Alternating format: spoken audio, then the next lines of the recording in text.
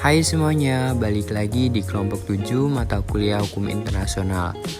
Kali ini kelompok 7 akan membahas kasus pembunuhan Kim Jong-nam yang merupakan saudara tiri pimpinan Korea Utara oleh TKI asal Banten Siti Aisyah.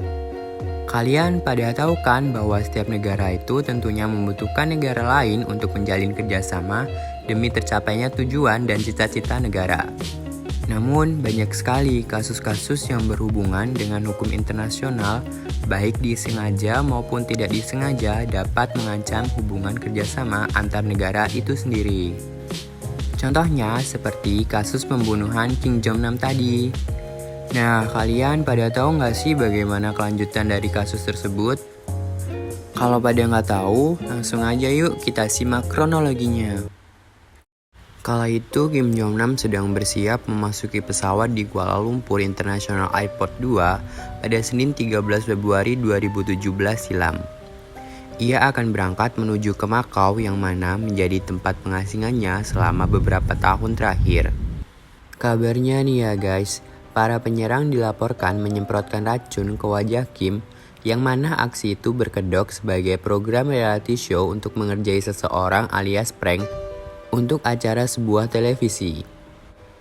Dalam rekaman CCTV, tampak dua perempuan, salah satunya mengenakan kaos bertuliskan LOL, berdiri di belakangnya.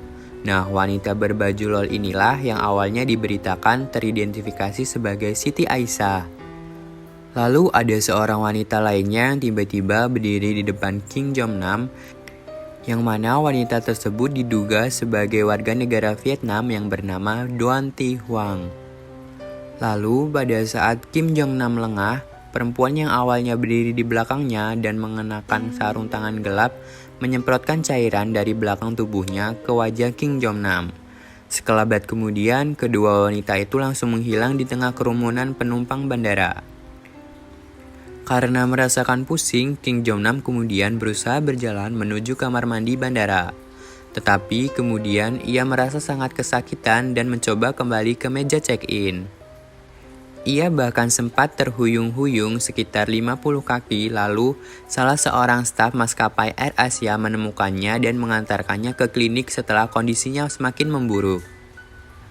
Kabarnya nih ya guys, pada saat di klinik, mata Kim terlihat memejam dan dia merasa sangat kesakitan. Kemudian saat diantar menuju rumah sakit Putrajaya, Kim Jong-nam telah dinyatakan meninggal dunia. Analisa awal menyebutkan bahwa racun yang disemprotkan ke Kim Jong-nam diduga jenis racun atau tetrodoksin. Asal kalian tahu ya guys, cyanida adalah racun pembunuh yang paling mematikan. Tetapi ternyata tetrodoksin lebih mematikan daripada cyanida 1200 kali. Pada 15 Februari 2017, polisi Malaysia menangkap Doan Thi Huang, perempuan berusia 28 tahun pada saat ia tiba di Bandara Malaysia. Dia merupakan warga negara Vietnam yang terekam CCTV bersama Siti Aisyah.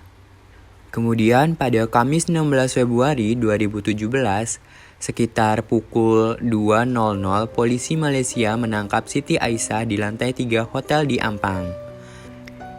Di kamar itulah Siti Aisyah bersembunyi usai kabur dari Bandara Internasional Kuala Lumpur pasca pembunuhan Kim Jong-nam. Nah, kedua pelaku ini awalnya akan diancam dengan hukuman mati. Akan tetapi, pada saat proses persidangan, Siti Aisyah membuat pengakuan bahwa ia dijebak dengan kedok menjadi tamu pada program reality show tersebut. Dugaan kuat bahwa Siti Aisyah tidak menyadari bahwa dirinya telah direkrut oleh intelijen Korea Utara untuk operasi rahasia membunuh Kim Jong-nam. Siti dan Doan sejak awal mengatakan bahwa mereka dijebak untuk melakukan pembunuhan itu, karena setahu mereka hal itu sekedar lucu-lucuan untuk acara kelakar di televisi. Dan untuk acara tersebut mereka mengaku dibayar oleh orang yang mirip orang Jepang atau Korea sebesar 400 ringgit Malaysia atau sekitar 1,2 juta rupiah. Kabarnya, para agen rahasia Korea Utara diduga telah memperdaya kedua perempuan itu untuk melancarkan serangan yang menghebohkan dunia. Akan tetapi sampai sejauh ini Pyongyang menyangkal bahwa mereka telah terlibat. Selain Siti dan Don, ternyata ada 4 warga Korea Utara yang diyakini terlibat dalam kasus ini. Nah, kepolisian Malaysia telah berupaya untuk melacak mereka. Namun mereka diduga telah melarikan diri dari Malaysia sesaat setelah pembunuhan berlangsung. Hingga pada akhirnya pada hari Senin, 11 Maret 2019, Aisyah diputuskan bebas oleh Hakim Azmin Arifin dalam persidangan di Pengadilan Tinggi Shah Alam, Malaysia. Dalam putusannya, Hakim Azmin mengabulkan permohonan jaksa yang mencabut dakwaan pembunuhan yang sebelumnya dijeratkan terhadap Siti Aisyah. Dalam permintaan untuk menggugurkan dakwaan, jaksa Muhammad Iskandar tidak mencantumkan alasan mengapa dirinya mengajukan permintaan tersebut. Ia hanya mengatakan bahwa Siti Aisyah dapat bebas meninggalkan Malaysia. Tapi nih ya guys, anehnya, dalam pembebasan itu tidak berlaku untuk warga negara Vietnam Don Thi Huang yang juga dituduh membunuh Kim Jong Nam. Kabarnya nih ya guys, sebagaimana dikutip kantor berita Reuters, kata pengacara Don Thi Huang Hisyam Teh, ia berkata bahwa dakwaan terhadap Siti ditarik, tapi dakwaan terhadap Don tidak. Tiada alasan dikemukakan. Kami tidak tahu atas dasar apa dakwaan tersebut ditarik. Lalu nih ya guys, menurut Armanata di Jakarta, Senin 11 Maret, bebasnya Siti Aisyah ini adalah suatu proses panjang dari upaya negara kita untuk membebaskan Siti Aisyah dari hukuman mati.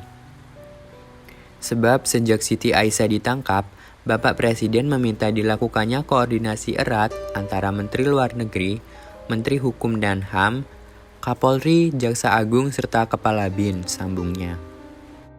Nah, oke guys, jadi dari kasus tersebut dapat diambil kesimpulan bahwa setiap permasalahan yang ada dapat kita atasi apabila kita dapat berkoordinasi dengan baik antara satu dan lainnya. Sehingga kita dapat menemukan solusi yang tepat untuk mengatasi masalah tersebut. Seperti kasus yang menimpa Siti Aisyah. Nah, mungkin cukup sampai di sini aja ya guys video kelompok 7 kali ini. Semoga bermanfaat. Sampai jumpa.